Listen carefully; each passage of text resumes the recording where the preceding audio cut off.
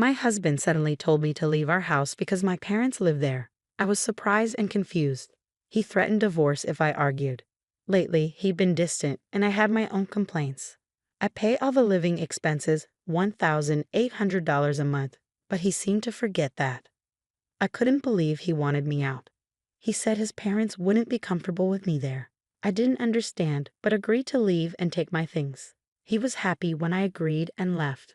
I called a resale shop right away. My name's Emily. I live with my husband, Robert, who's a bit older than me. We met through friends and hit it off right away. One day, we hung out together and Robert mentioned he wanted to be a voice actor. His voice was really nice and I liked listening to him. We swapped numbers and decided to spend more time together. Eventually, we started dating without really talking about it. I was young and just out of college, so maybe I liked the idea of being with someone older and more experienced. It felt like a grown-up romance to me. My best friend Ashley was worried about me dating someone 5 years older than me. But I told her it was okay because lots of people have relationships with an age gap these days. I really liked Robert, and he liked me too, so I wasn't concerned. After dating for about 3 years, Robert brought up the idea of getting married. I'd already told my parents about him, including the age difference, so they were curious to meet him. With all this talk, I wondered when he'd propose. He ended up popping the question during one of our relaxed hangouts at my apartment. It wasn't the most romantic setting, but it felt like Robert, and I was happy with it. When Robert proposed, I said, "Sure, let's get married." It was a bit casual, maybe for both of us. After that, we visited each other's parents, but honestly, I didn't click with Robert's family. When we went to his family's house, it was filled with what seemed like old stuff, maybe antiques, but they looked like replicas or fake pieces to me. When we entered the living room and met Robert's parents, they were wearing expensive branded clothes and flashy jewelry. They seemed like a typical rich couple. It was clear our tastes and values didn't match. Robert's mother even made a rude comment about my appearance, which shocked me. But I figured as long as Robert and I were happy, I didn't have to deal with his parents too much. After we got married and moved into our condo, Robert seemed anxious one day. He asked about a woman in a blue dress at our wedding. I was confused. I replied, "There were a few guests in blue dresses, so I'm not sure who you mean." Robert clarified, "The one who gave a speech as your best friend. Was it Ashley?" Realizing I said, "Yes, Ashley wore a blue dress." Robert sighed, "So it was Ashley." "Why are you so interested in Ashley?"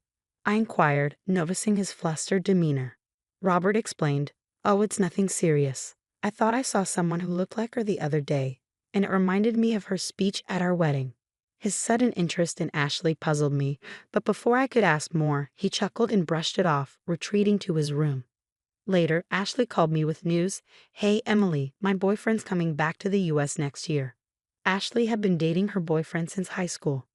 They knew each other since elementary school, but he moved away in middle school.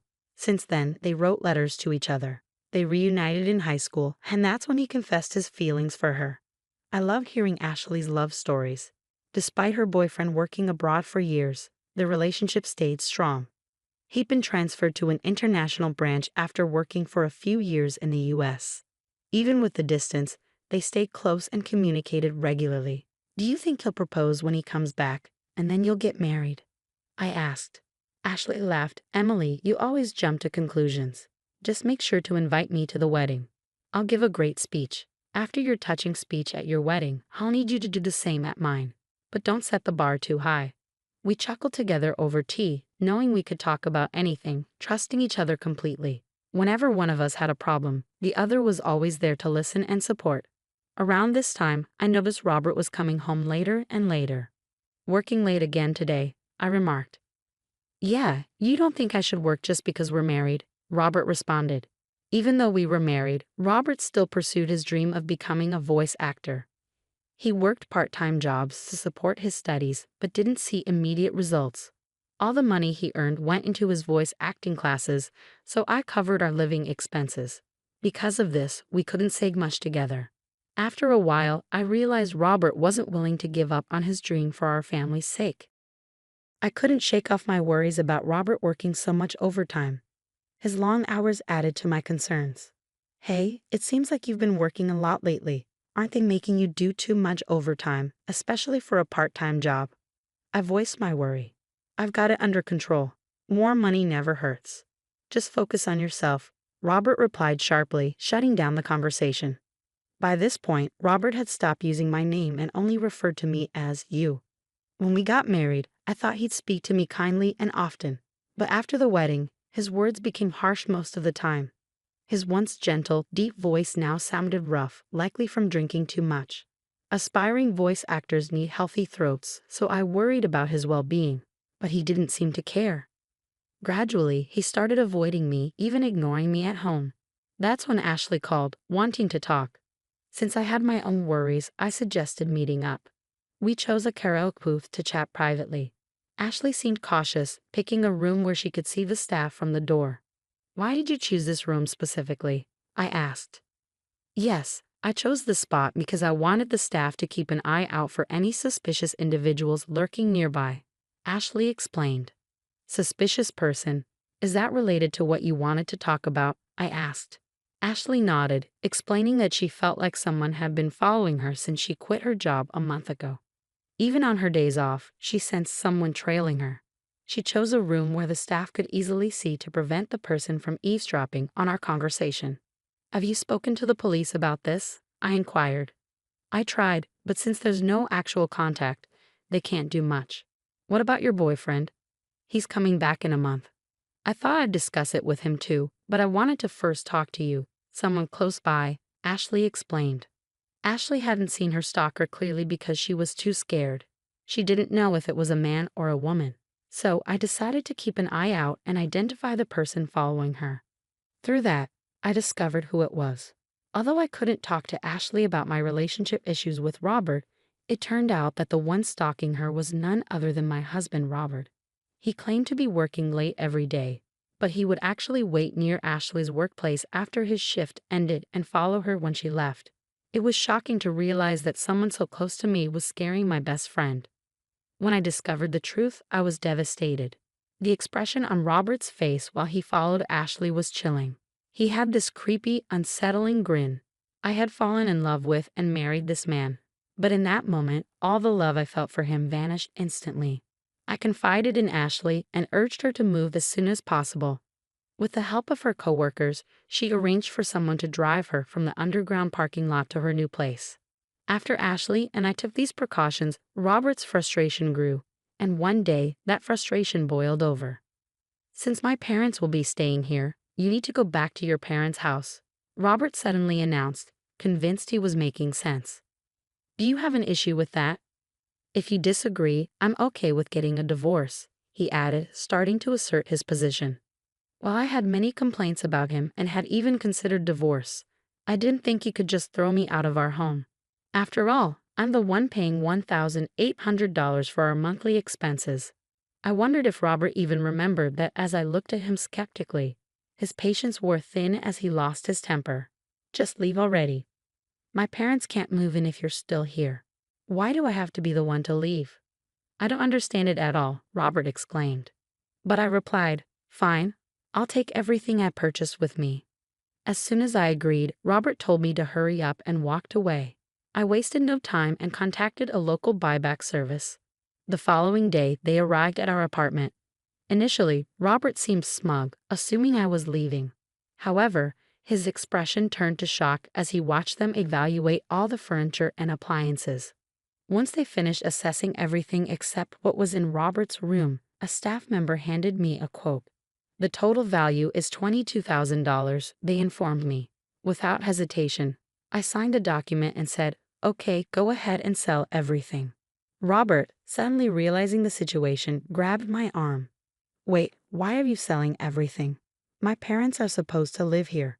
How will they manage without furniture?" I pulled away from his grasp. "What do you mean? When we got married, you told me you were broke because of your acting classes. You practically begged me to cover the rent, furniture, and living expenses. I never realized you were that broke. I feel deceived. Remember the $1,800 monthly expenses I've been paying. From now on, you'll cover that. And with your parents moving in, I'm sure it'll be even more," I stated firmly. Robert's face turned pale, but he quickly tried to regain his composure. Thought you could bring up money and I'd back out of the divorce? Who do you think you are? I've already found a wealthy woman, Robert said defensively. As I processed Robert's revelation about his close relationship with a wealthy woman, it dawned on me that he might have been referring to his stalker-like behavior towards Ashley. If that was his idea of being close, then Robert was seriously deluded. Ashley indeed came from a wealthy family. Her grandfather was a successful businessman, and her father now runs the family business. Ashley was the epitome of a perfect heiress, yet she never flaunted her wealth. She lived modestly like me and our friends, and nobody judged her based on her family's money. It seems Robert had learned about Ashley's affluent background and decided she'd be a better match for him. Could he really believe that wealth determined someone's worth, especially when it came to marriage? That thought infuriated me. However, I knew Ashley would never consider marrying Robert.